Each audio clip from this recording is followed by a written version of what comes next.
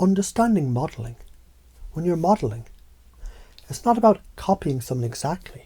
It's about understanding what they do that works and then applying it to your own life in a way that's useful for you. Modelling is messy.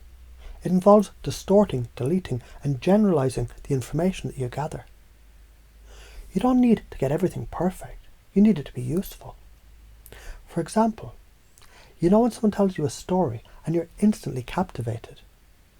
That person isn't just telling the story. They're weaving the details in a way to keep you hooked. They might not know exactly why it works, but you do. And that's the power of modelling. Taking that engaging quality and integrating it into your own way of doing things. Chunking and its power. Here's where the magic happens. Chunking down and chunking up. Imagine you're solving a problem and it feels massive, like trying to climb a mountain. But you can't climb the whole thing at once. So you break it into smaller, more manageable chunks. This is chunking down. You start with the big picture, the whole mountain, and break it down into smaller pieces, one step at a time. For example, let's say you're overwhelmed by a messy office. Instead of thinking, I have to clean this whole office, chunk it down. Start with a single area. I'll tackle the desk first. You're not avoiding the bigger task. You're just making it digestible. When you tackle the desk, it feels less overwhelming. Once the desk is done, you feel good and start looking at other chunks. Now, chunking up. It's about stepping back and seeing the bigger picture. It's like zooming out on a map and seeing where you're headed. So once you've tidied your desk, you step back and ask, what will this give me? What's the benefit? What's the larger purpose of cleaning this office? This keeps you connected to the outcome. Eliciting values. To move forward, we need to understand the values that drive you. These values, they're like a compass that guide your actions. Imagine you want to be more productive. You might ask yourself, why do I want to be productive? It's not just about checking off tasks. Maybe it's about feeling empowered or having time for what truly matters. So now, you have a deep connection to what truly drives you.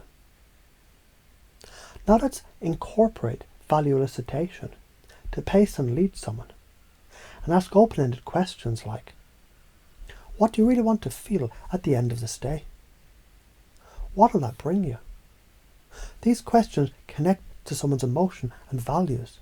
And when people feel heard, they open up and they're more willing to change. For instance, if you're coaching someone who struggles with time management and they say, I want to feel in control, then you pace them by reflecting their value and then lead them by showing them the next step toward feeling that control. Anchoring the new belief. Let's anchor the changes. You've modelled someone who's got the habits you admire. Chunked down, chunked up and listed values. The next step is to install those behaviours.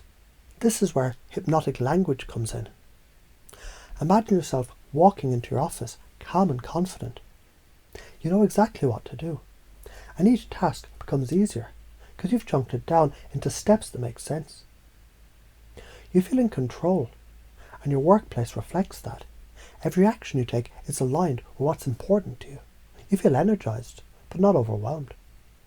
You make decisions quickly, not from a place of pressure, but because you have clarity, and that clarity comes naturally to you, like an effortless flow of energy. You know exactly what to do and when to do it. Your productivity feels easy. This is how you build an identity that's both productive and aligned with your deepest values. The science behind it. Why does this work? Modelling taps into the brain's mirror neurons, which help you mimic others' behaviour. When you see someone do something successfully, your brain processes it, as if you were doing it yourself. This is why when you model someone's behaviour, Your brain doesn't distinguish between their action and yours. It's like learning a new language. The more you hear, the more you absorb. And with chunking, the brain, it likes to digest information in bite-sized pieces. When the task is too big, the brain gets overwhelmed and shuts down. When it's manageable, the brain says, hell yeah, we can do this. Overcoming limiting beliefs. What if I can't do this, you might ask? That fear is what often holds people back from making change. The truth, the only thing stopping you is the belief that you can't. Think about it. You've already done so many things that you never thought you could do. You learned to walk, speak, write, all through modelling and adapting.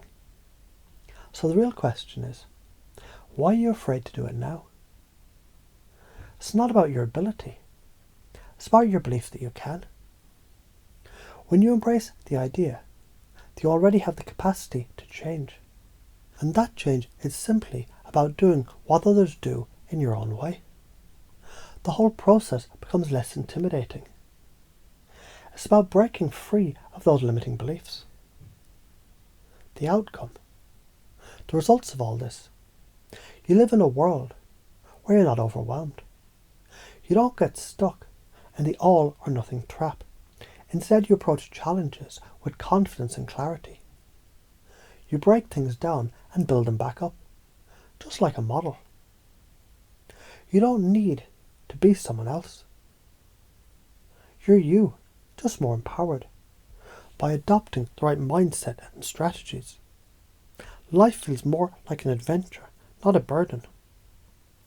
You don't get bogged down by fear or limitation anymore, because you've reframed them. Every day you're building the best version of yourself, one chunk at a time. You're capable of this transformation. You don't need to become anyone else. You need to realize the resources that you need. They're already within you. What you're doing here is merely unlocking them. Now with that knowledge, you can start chunking your goals, modelling behaviours you admire, and building your new identity. Your new reality is waiting. And it all starts right now.